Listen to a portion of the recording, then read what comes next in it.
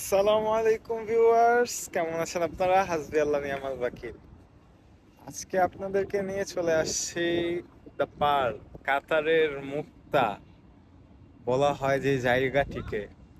একটি আইল্যান্ড, মাঝখানে একটি আইল্যান্ড, এবং এইটা ঘিরে সম্পূর্ণ চারদিকে লম্বা লম্বা যে স্কাই স্কেপার বিল্ডিং গুলো দেখতে পাচ্ছেন তা দিয়ে বেষ্টিত।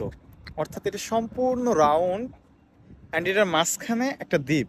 আমরা আপাতত এই দ্বীপের মধ্যে অবস্থান করছি। এইখানের দৃশ্য আপনাকে মুগ্ধ করতে বাধ্য করবে। দেখতে থাকুন ভিডিওতে, আশা করি আপনাদের ভালো লাগবে।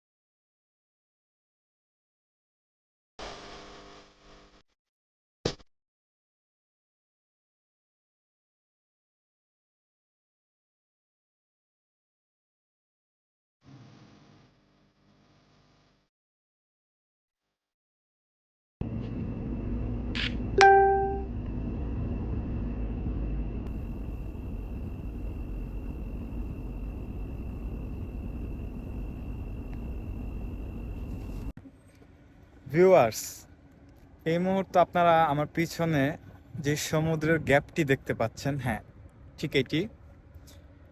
এই গ্যাপটি হচ্ছে শুধুমাত্র একটি গ্যাপ সমুদ্রপথে, যা এই আইল্যান্ডের ভিতরে যে ইন্টারনাল বোটগুলো আছে এগুলো যাতায়াত করতে পারে। এই পোর্ট, এটা একটা পোর্ট সিস্টেম আইল্যান্ড। মাঝখানের আইল্যান্ডকে ঘিরে যেই সমস্ত বিল্ডিংগুলো আছে এবং এর গ্যাপে যে জায়গাটুকু আছে সব জায়গাতে বোটগুলো পার্কিং আছে, কিন্তু এখানে শুধুমাত্র প্রাইভেট বোটগুলো অ্যালাউ। এই জায়গাটা দর্শনার্থীদের জন্য, ট্যুরিস্টদের জন্য অত্যন্ত একটি অ্যাট্রাকটিভ প্লেস। এইখানে কাতারিরা, ওরা তো শুধু জাস্ট ভ্রমণ করতে আসে, কিন্তু ট্যুরিস্ট 12 মান্থ, 12 মাস আপনি এখানে ট্যুরিস্ট পাবেন, এবং বিভিন্ন দেশ থেকে, প্যারিস বলেন, বিভিন্ন ইউরোপিয়ান কান্ট্রি থেকে ওরা এখানে, এই যেই বিল্ডিংগুলো দেখছেন এগুলো সবগুলোই মূলত হচ্ছে আপনার হোটেল, এখানে তারা থাকে।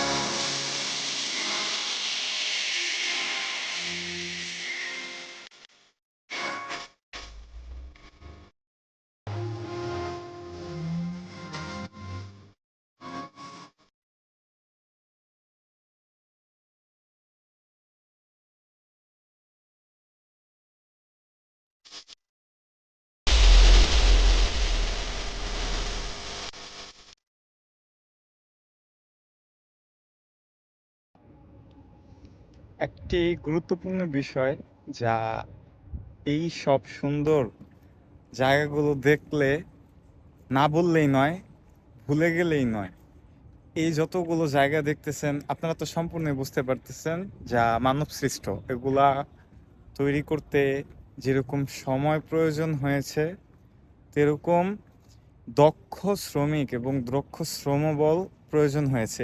এই জায়গাটা তৈরি করতে মানুষের যে অক্লান্ত পরিশ্রম তার প্রতি শ্রদ্ধা জানাই, কারণ এই শ্রমিকগণগুলো আমাদের বাংলাদেশি, ইন্ডিয়ান, নেপাল, শ্রীলঙ্কা এই দেশগুলো থেকেই মূলত তারা আসে। টাকা দিয়ে আপনি সব করতে পারবেন, ঠিক আছে, এটা তার একটা নজিরবিহীন, কিন্তু তাদের অক্লান্ত পরিশ্রম আসলে ভুলে গেলেই নয়।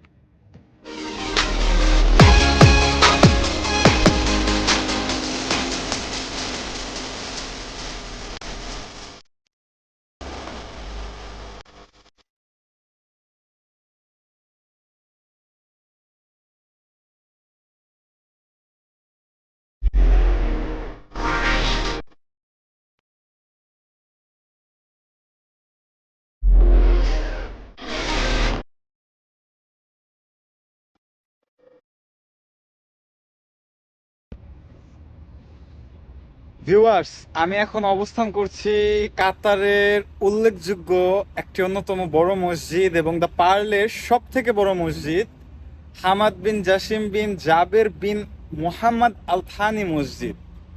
চলুন মসজিদের সৌন্দর্যতা কিছুটা আপনাদের সামনে তুলে ধরা যাক। শেখ হামাদ বিন জাসিম বিন জাবের বিন মোহাম্মদ বিন আল থানি মসজিদটির নামকরণ তাদের রাজকীয় পরিবারের আলোকে করা হয়েছে। মসজিদটি প্রায় 18,000 স্কোয়ার ফিটের উপর নির্মিত। মসজিদের ভিতরের সৌন্দর্য আপনার মনকে অত্যন্ত প্রশান্তি দিবে। ভালো লাগার বিষয় হলো এখানে এই মসজিদের মধ্যে নামাজ পড়লে আপনার দুরাকাত নামাজ আরও বেশি পড়তে মন চাবে। এখানে ইবাদত করলে ইবাদতের একটি তৃপ্তি পাওয়া যায় এবং মনে প্রশান্তি মিলে। ভিউয়ার্স, যেহেতু এখন নামাজের সময় নয় এবং মসজিদের ভিতরে ভিডিও বা ভিডিওগ্রাফি করা সম্পূর্ণই নিষিদ্ধ, তো যতটুকু সম্ভব আপনাদের বাহির থেকেই এর সৌন্দর্যতা তুলে ধরার চেষ্টা করব। ইনশাআল্লাহ সাথেই থাকবেন।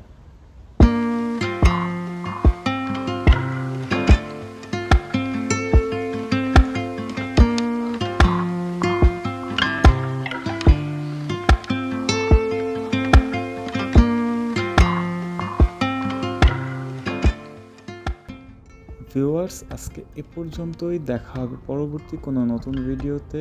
সে পর্যন্ত আপনাদের সুস্বাস্থ্য কামনা করছি। সবাই দয়া করে চ্যানেলটি সাবস্ক্রাইব করে পাশে থাকবেন। আসসালামু আলাইকুম।